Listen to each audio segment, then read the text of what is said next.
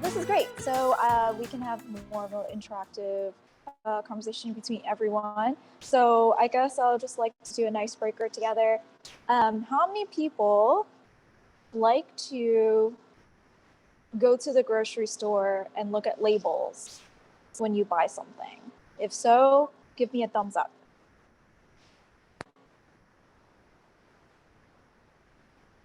Okay. See a couple of people.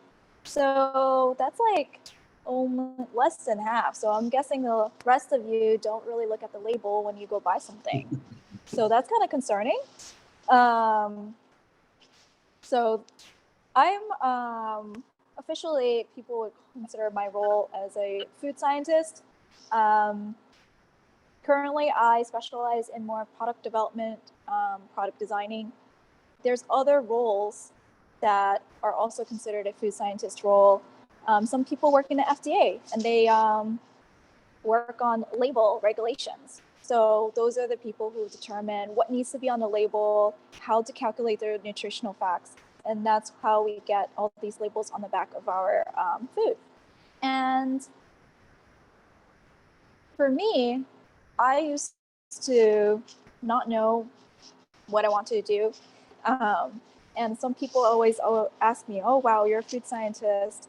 What do they do? It sounds they never quite understand what that might be. But every time, I try to tell people, every time you go to the supermarket and you buy something off of the shelf, someone made it. We might not really think about it, but someone made that mayonnaise that you bought, someone made that mustard that you bought. And it's often not in a setting that other people tell me that they think it is. They think there's these chefs that work in a giant kitchen that's making batches and batches of mayo or mustard and filling these bottles. That's how they end up on the shelf. But in reality, it's actually more complicated than that. And my role in here is really to kind of be a chef. And I would consider it being called a manufacturing chef. That requires a lot of technical background in science to be able to make it work. So I ended up here a few years ago when I realized that I still had a passion for food. And with my degree in science, I was like, oh, it makes sense for me to like just go into food, but I don't know how to get there. And when I was a senior year in college, I took this class called food science at John Jay. It was a new class and they were just like, come take it. It's an elective, it's no pressure, it's fun, and you get free food. So I was like, hey, why not? So I took this class and I fell in love with it. And that was really the first time I even got introduced to food science. I had no idea what it was before. And after that class was over, I was like, I want to do this for a living.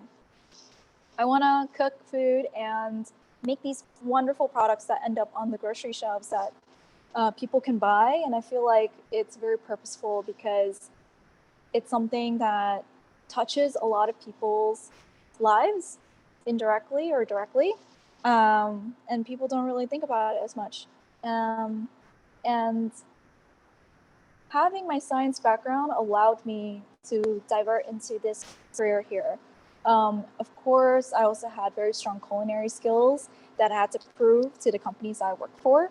And that allowed me to kind of parlay into, okay, which direction do I want to go? Do I want to end up in the FDA or do I want to do product development? And I find that it's a lot more fun to become a creative. So which is why I do product development now. And some of the really big products that I end up working on were like Country Crock and like I Can't Believe It's Not Butter. And all of those are just non-dairy butters. Right now, the plant-based category is like super big.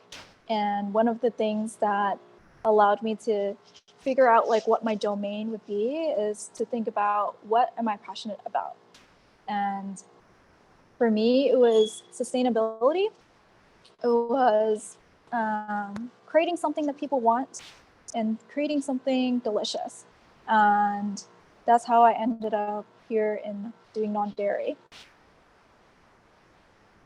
And then after a couple of years of working at this like big corporate company, which is part of Unilever that owns like Tortellini, Hellmann's, Mayo, I was like, I need something that will challenge me more, that will give me the freedom to create products that are entirely my recipe. And so I searched for a new job, and that's how I ended up here at Numilk. And I work here at a startup. I'm their only food scientist here, and it's pretty cool because everything that they're releasing would be literally my product. And I would just have to say that right now I feel super fulfilled, super happy to be here, because I'm working on something that I find purposeful, that I find like just really fun to do. And it's actually very practical. It's a practical application of science. It's not just sitting in a lab and working on something that you won't really see until maybe 5 or 10 years from now. So this is like a real world application of the science that you get.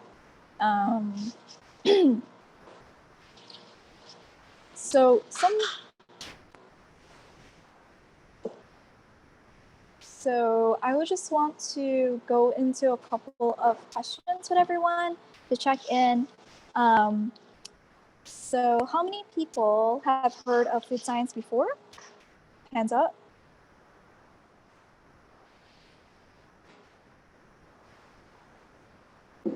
That's a great amount of people. We got 10 people, so that's like a third of us. So that's really cool. And how many people here cook or enjoy cooking?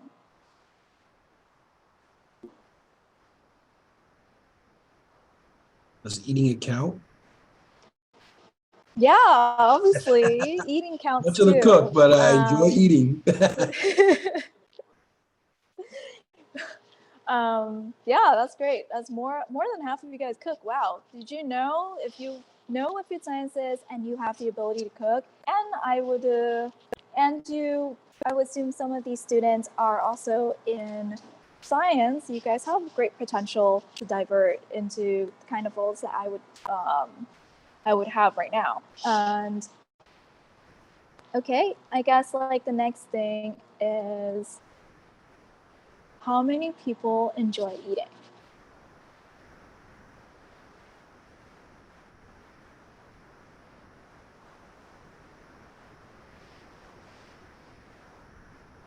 Wow, so we have like half of us not enjoying eating. So some of us don't only eat to eat. So for me, I always loved eating. Eating was like one of the pleasures in life that kind of gave me life. And one of my hobbies is really to just enjoy New York City and learn about all these new restaurants that are coming up, but venturing off to them. And going out to all these restaurants, it's kind of like going to a museum for me. You get to explore all these new dishes, these new flavors, new ways that these chefs are using these ingredients. And it gives me a lot of inspiration for me to take back into my lab here and create these products. So new flavor combinations are always great, new textures, new techniques, and which is like super cool use of like real world other people's like applications into here.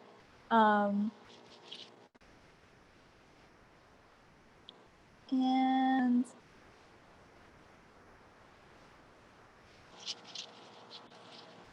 let's see what else.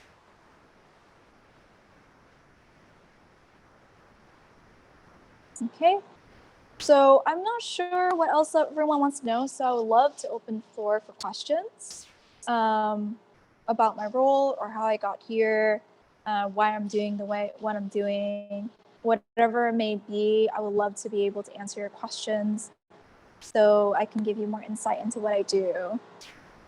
So folks, if you And I am in my lab right now. So if you want to see my lab, I can also give you a small tour. It's not very big.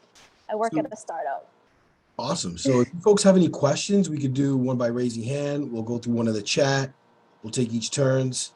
First, we'll go into the chat. Do you have any opinions on America's food regulation and standards? Kind of a two-part question. Is that why it's concerning if we're not checking the ingredients on the back of what we're consuming? Okay, so the Two-part first part of question. the questions, my opinions on food regulations and standards. My personal opinion on these regulations is that they're there to guide us and help us make wise choices about what we're consuming, what we're eating. Honestly, it's really up to you to decide what is best for you, because everyone's bodies is different, everyone's needs are different. So currently America, I think like our FDA has a really good system of how to fact check and how to make sure that everyone knows what they're actually eating and what they're getting out of it. And they also are very, very strict about how you actually produce the food too. Like we have to do a lot of cleaning in our factory to make sure our products are safe for consumption. And we also do a lot of testing to make sure that the shelf life of our products are exactly what they mean and what they say. So, and all of this is dictated by the FDA and these regulations that we have to abide by. So, but also they also work really hard with new companies. Like for example, there's a lot of alternative meats and alternative dairies products now out there that are not FDA regulated yet, but they are working with these companies to kind of figure out what to label them as, and are they even like safe for you guys to eat. So it's a really cool collaborative like environment right now between the FDA and like private companies like us. And then a second part of the question, if we're not checking the ingredients on the back, like, is that why we're concerned we're not checking, if we're not checking the ingredients on the back what we're consuming?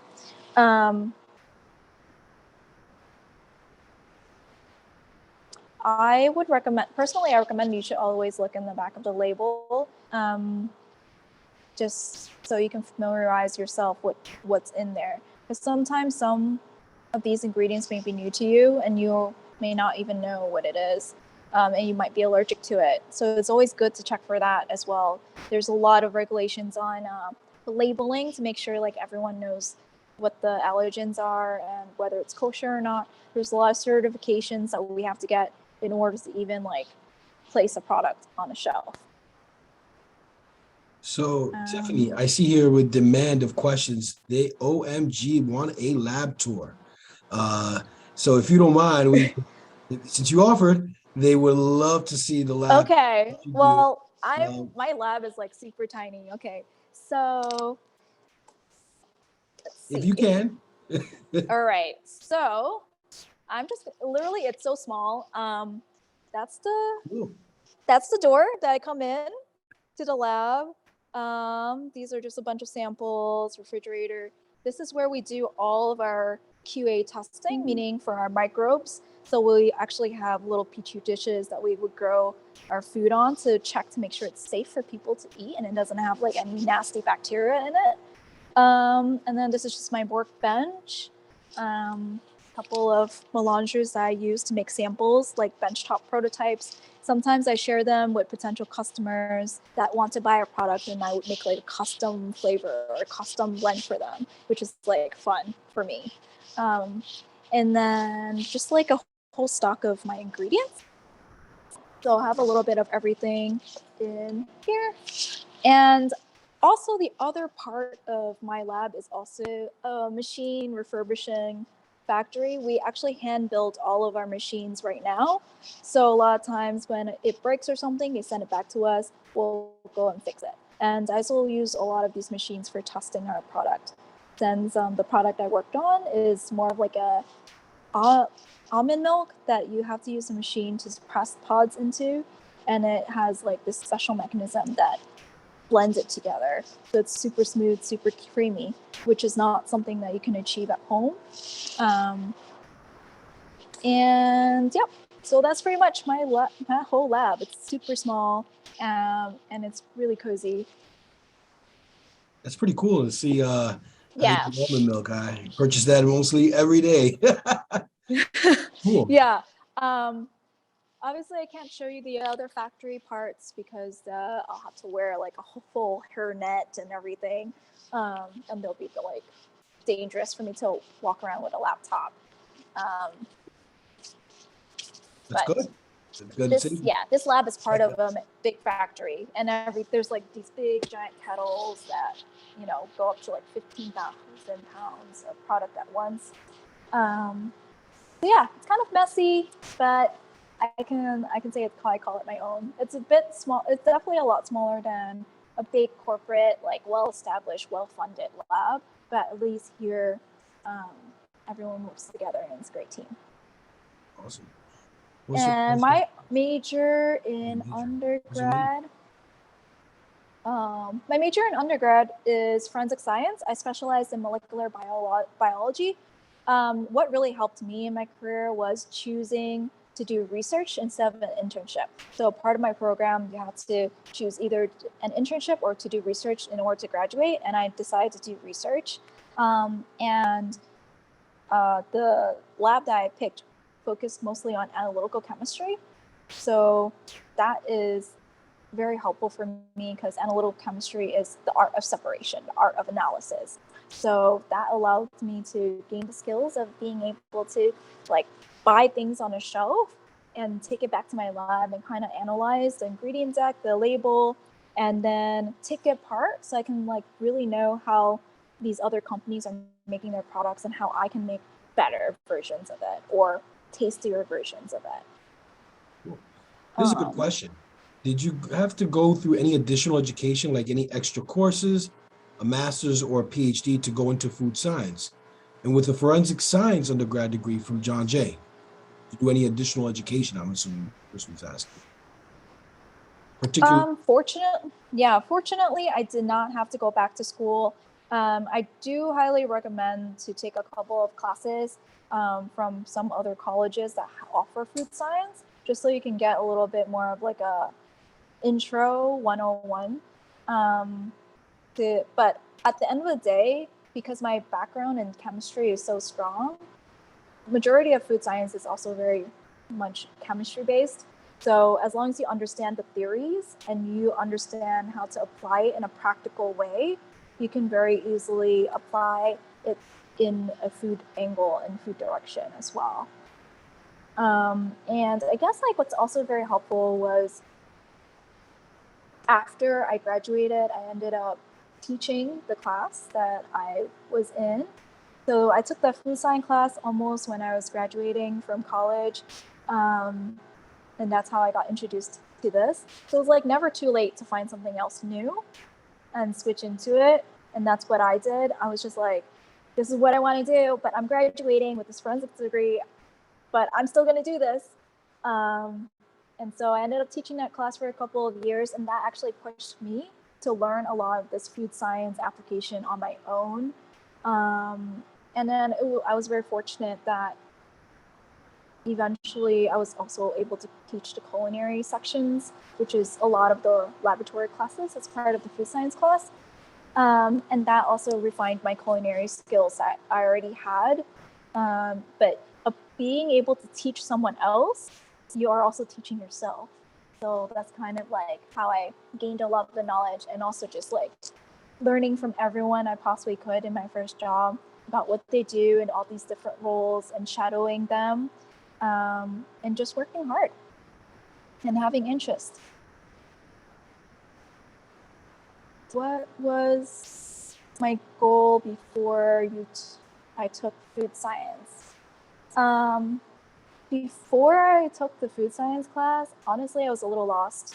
I was like, should I go get a master's? Because I was in this fellowship program that kind of prepares you to go to PhD school. And I knew I really enjoyed research. However, in the back of my mind, it's like, I'm doing this research, but it's not really making real world impact now. So, but I still want to do research because I naturally have a very curious mind and I just want to like figure things out, break things down and figure it out. How does it work? Why does it work? And this is something that I was like, I can do. And then with a forensics degree, often you get a pipeline into either working for the NYPD or the OCME. With the molecular biology, I most likely would have ended up at the medical examiner's office as a DNA analyst. You work in NYC? I do work in New York. The factory is like upstate, so I do commute myself every so often, but it's more of a hybrid position. So some days I work from home, some days I work in the office, or some days I work in the field because I would be visiting other people's factories or other people's stores that are potential customers that would buy our product, and I just work with them to get it to where it needs to be so we can put it on their shelf and sell it. What class do you teach at John Jay? I hear that you teach. I currently teach chemistry of cooking. So that's the name of the course. The course code is SCI 166. I'll type it in the chat.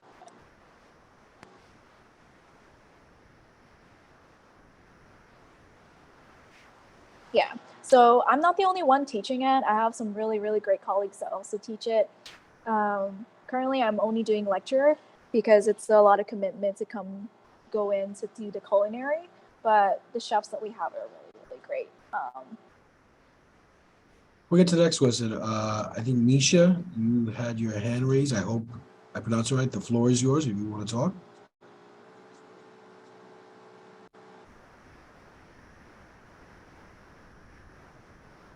Nishka Roy, you want to ask a question? Because I know you had your hand up. I think that is enough. We can always come back. One question is, what made you choose John Jay for your undergrad? What made me choose John Jay for my undergrad? Okay, so I have to admit, I'm a first gen, so I didn't really know a lot about the application process because my parents didn't go to college. And I was just like, I'm poor. I can't afford college. Where can I go to college that's cheap, that kind of like has a major that I want to go into?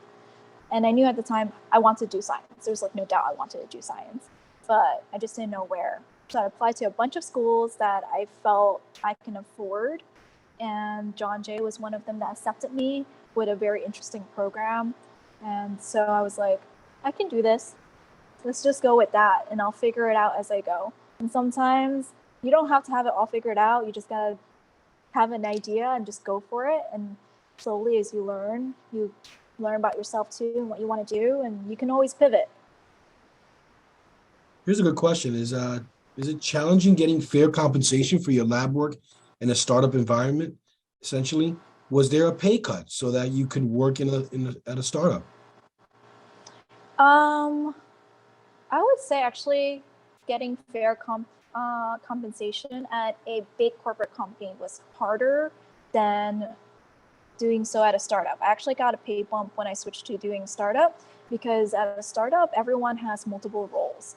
So my role here as a product developer also like requires me to do a lot of purchasing and procurement. So it's kind of like if I'm the chef, I need to buy the ingredients myself too, instead of having someone else go out and do it, like which is what a corporate company will have. They will have a designated person that will literally just go out and buy all the ingredients for your recipe that you're building.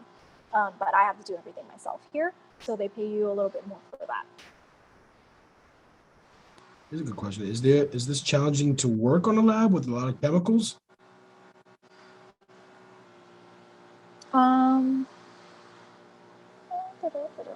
So I work in a food lab, so nothing in my lab is toxic. We don't actually deal with anything that we can't just put bleach on and throw out. But I definitely do know some. In my previous job, we worked in a lab that had a chemistry lab, and that was, you have to be very good at making sure you have good laboratory practices and keep yourself safe by wearing gloves. I think, you know, your hair needs to be up and making sure you wash your hands and don't touch your eyes or your phone. So there's that too. Also, no eating in a chemistry lab. But other than that, it wasn't, you know, it's not really that difficult as long as you follow all the protocols correctly.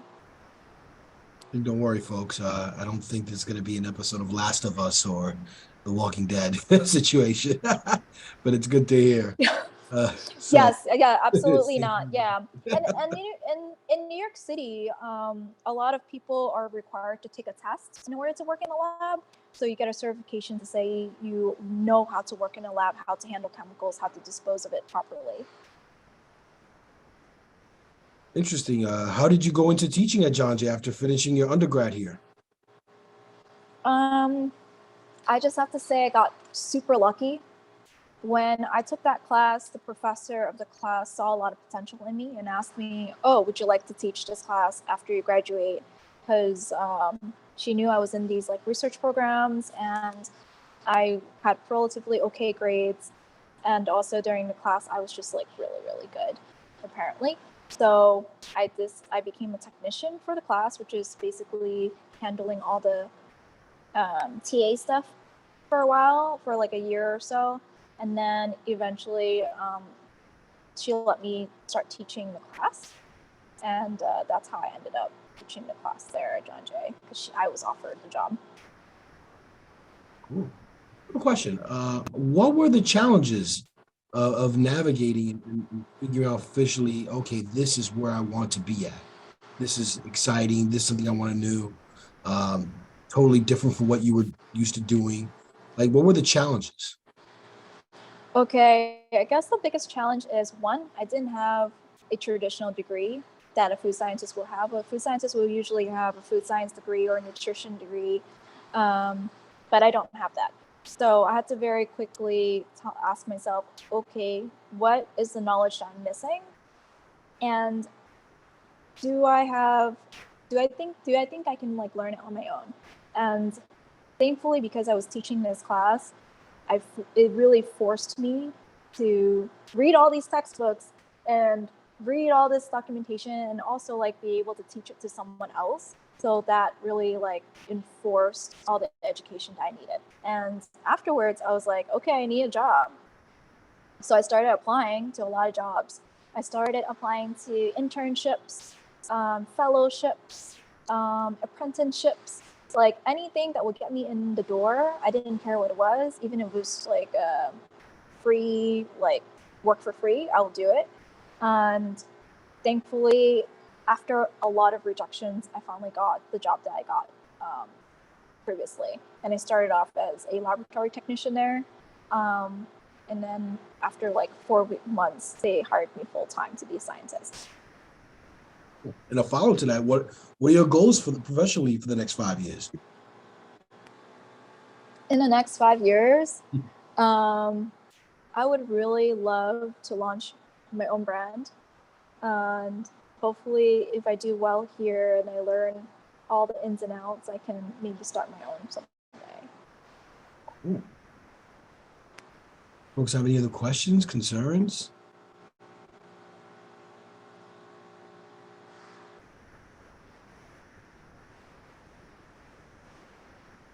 Okay.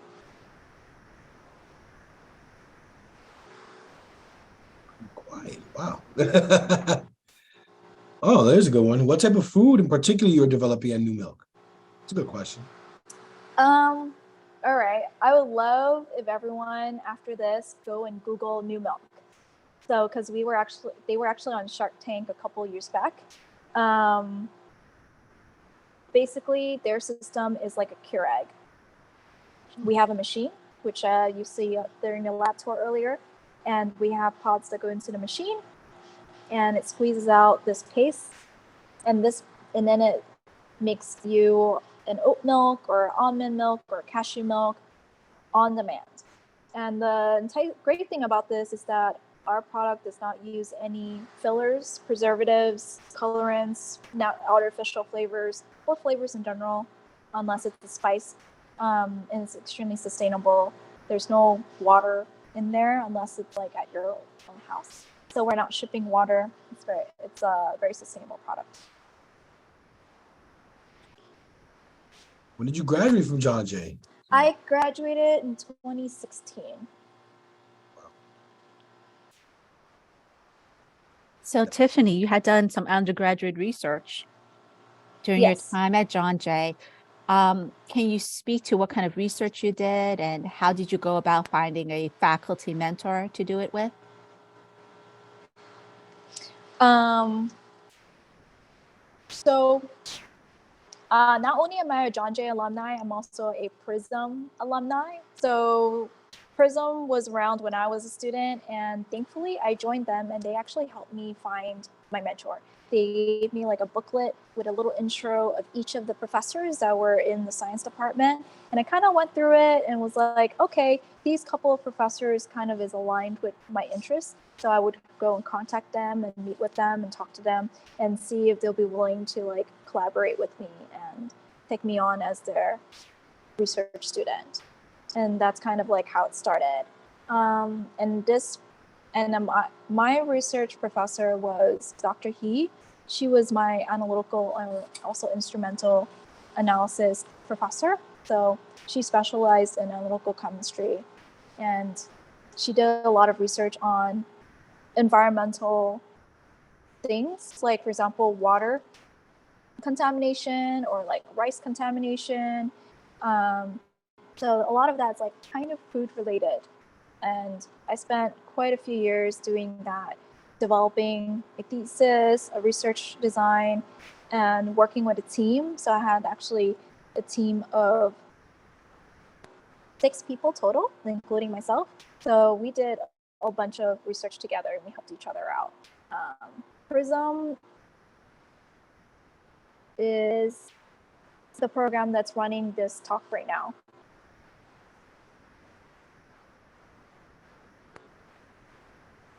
So I'm just going to jump in really quick with a plug for PRISM. And this talk is co-hosted by our Career Center here at John Jay, my colleague Edwin Luna, myself, Rosie Chan with PRISM. And PRISM, we have 3 programs available for our STEM students. And you're a STEM student with us, it can be considered if you're majoring in computer science, applied math, forensic science, cell molecular biology, or toxicology. We could also take those who are minoring in science, whether biology or chemistry, we could take them into our Junior Scholars Program. And so if any of you are interested in doing faculty mentored research for a full academic year, we are accepting applications. Deadline is Saturday, April 1st.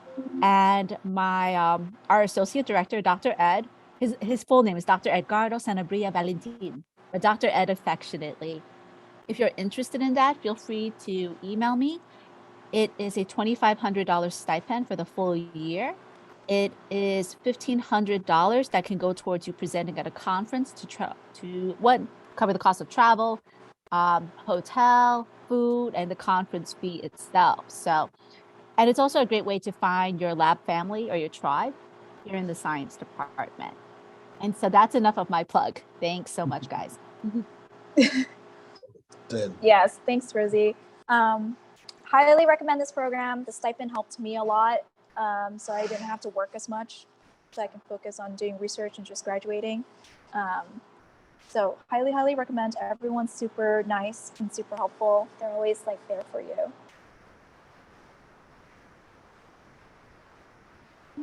Question, folks, before we wrap up soon. We're wrapping up. Questions, concerns. Hey, folks, no question is a dumb question. It's a safe space, so please ask. And if you want to talk, you can raise your hand and you can. Let's see. This question said, what college year did you consider doing it?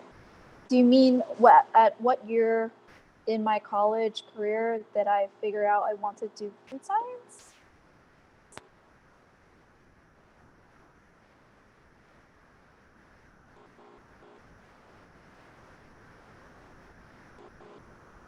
Oh, I started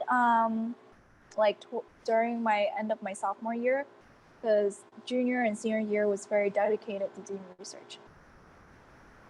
So around your sophomore year, you have to start thinking about it, looking for potential mentors.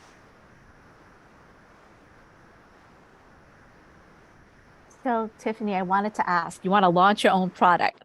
What are some of the visions that you have? Because I love food, as so many people in this webinar do. Right. Right now, my interest is very much in health products. So I see like the pharmaceutical industry and the food industry merging, as you already see with a lot of like protein powders and like workout stuff. But I would really love to work in more of like the medicinal, natural medicinal space, especially using my knowledge right now that I'm gaining in the plant-based food community. So hopefully in the future I can work on more natural products that have like health benefits. No, it sounds very exciting. I look forward to seeing it on the horizon. Yeah, I hope so. It's going to be quite a journey, but I'm excited to get there. Absolutely. I would just ask also, what is the entry level pay range for someone working in a company like similar or on par with like Numilk? It depends on the region, right? A lot of foods companies are in the Midwest, and in the Midwest, the standard of living is a little bit not as expensive as New York City. So the starting range there could be anywhere from like 30 to 45, which would be equivalent to in New York like 50 to 60. And as you work your way up, it's very, there's the ceiling, I would guess, like if you're reached director level or something like that, it'd probably be around 200. Here's a good question. Do you have any advice for interviewing or job searching? For someone trying to venture out into other fields of chemistry like food science, but maybe graduating with a degree in a different field like forensic science?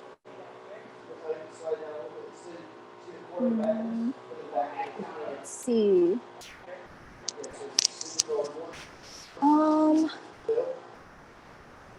First, think about which domain you want to specialize in. So when I say domain, it's like what you're interested in. For me, it was food.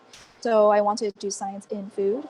So I was like, okay, what are the jobs available for me in that field with the skills that I already have? So after you figure out what your domain is, look up the entry-level jobs that are possible for you, whether it's an internship or fellowship, or maybe even like a production role.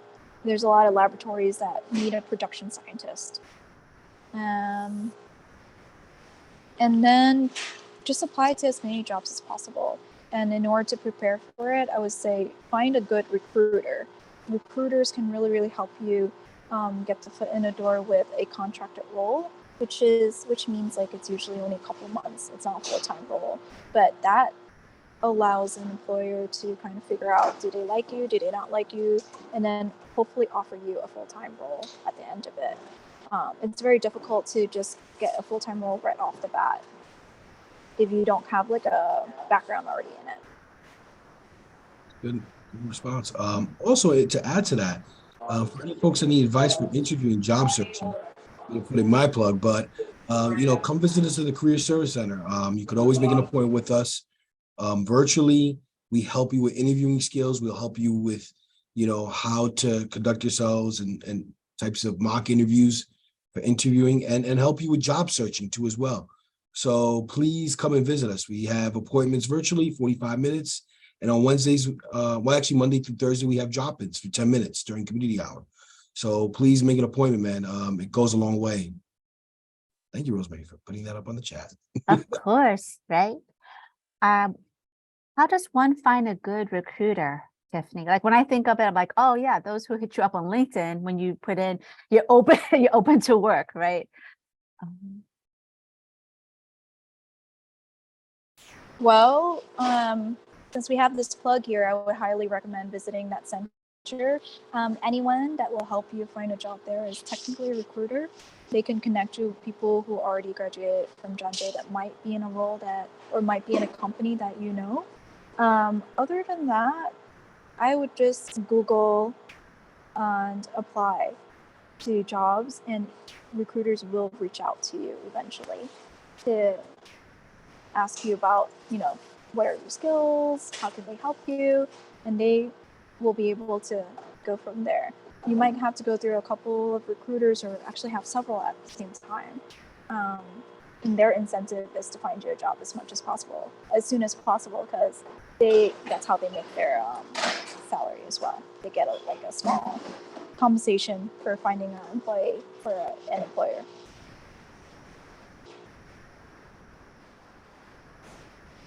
So as you're talking, Tiffany, I just think of more questions. So, but of course, students here, right? You guys will have a recording of this. Feel free to listen back. Any thoughts or questions, you could always send back and email me or Edwin as well. And I'll put my contact as well in the chat. Okay. Let me ask the students question first. So Numilk is a healthy alternative nutritional source, but there's still a good amount of exploitation that is perpetuated under capitalism. Does Numilk have any unionization or protections for its workers that you might see or intimately know of?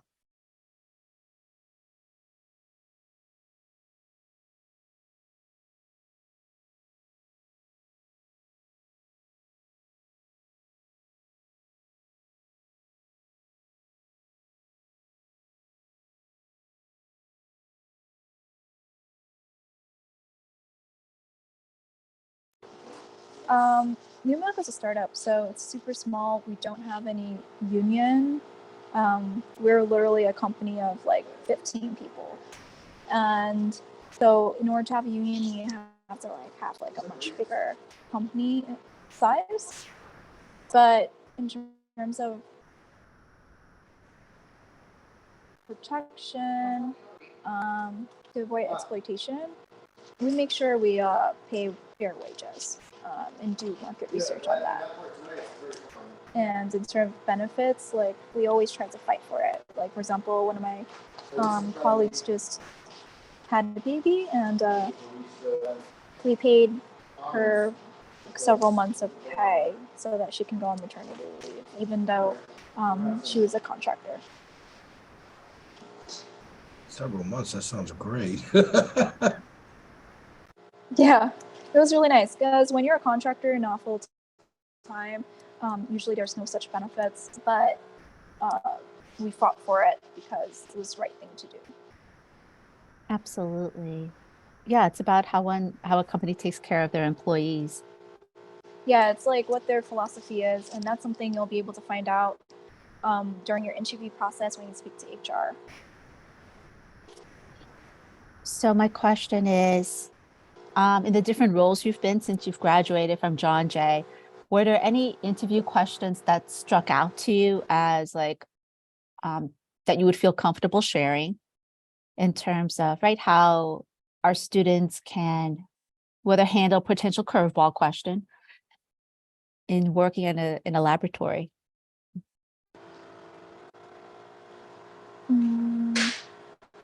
I guess through my interview processes, one of the top questions they ask me is, how did I end up here? So have a story ready to tell people, and usually it needs to be something inspiring to show that you are actually passionate about what you're doing. And then second, there usually is a technical exercise, at least for my field. So you have to do a little project, and it could be design a new flavor, or if they give you a problem, oh, we have a problem with this product, it's getting too hard over time. So how do we keep it soft? To make it be as simple as just thinking outside of the box, brainstorming, giving them solutions. And that is dependent on your ability to critically think and have no attention to detail. Because what's most important for them is not finding the actual answer, and it's knowing how you think about the question and how you go and find the answer for it.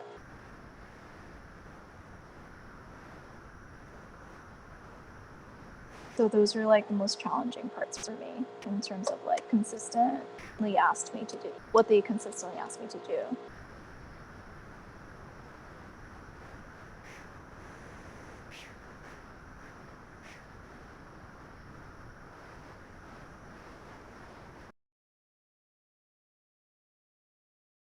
Any questions, concerns, folks?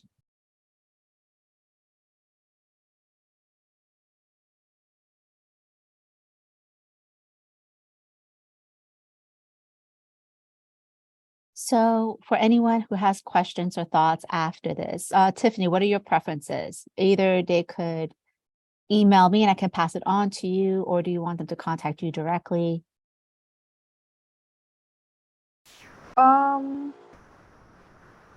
Yeah, you guys could all email Rosie and she'll pass on the information to me. Okay, sounds good. Yeah. Great. I think with that said, don't mind, Rosemary, if you have any other last questions, or Tiffany, you want to add anything else, I think we can definitely wrap this up. And I want to thank first our special guest, Tiffany. Thank you all. Round of applause. Yeah. Coming through. Thanks everyone.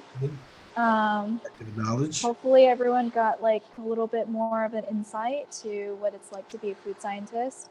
And hopefully you guys will I'll see you sometime in the industry if you guys decide to join me.